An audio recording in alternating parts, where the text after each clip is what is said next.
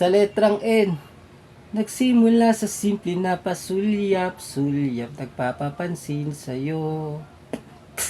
Umabot sa palitan ng mga mensahe, kilig na kilig ako. Kamusta? Kain na? Hello, magandang umaga. Ingat ka, pahinga, huwag ka masyadong magpupuyat pa. Naramdaman ng puso na dahan-dahan itong nahuhulog sa'yo. Sa kada araw na pag-uusap, meron ng namumuo. Ang hindi ko na alam kung ano ang patutunguhan. Ang hiling ko lang naman na iyong maramdaman.